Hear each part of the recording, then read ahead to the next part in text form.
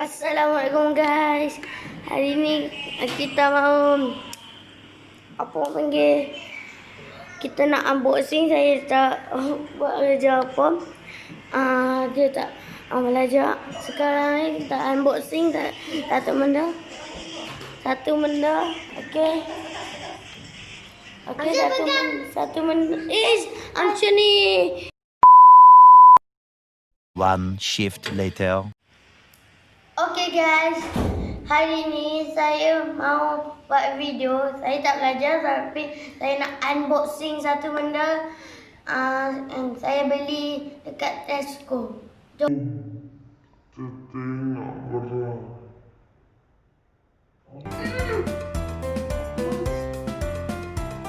Okay guys, inilah barangnya. Wah, besarnya. Okay. Okay guys, kita letak bawah.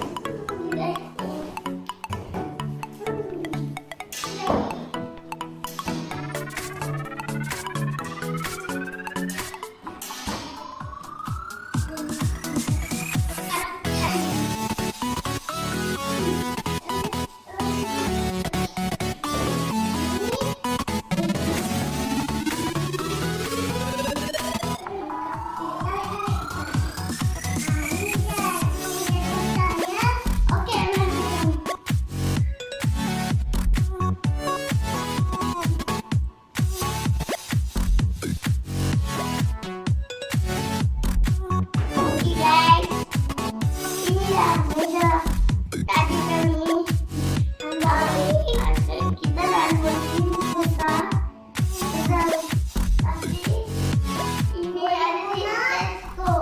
Ini kami punya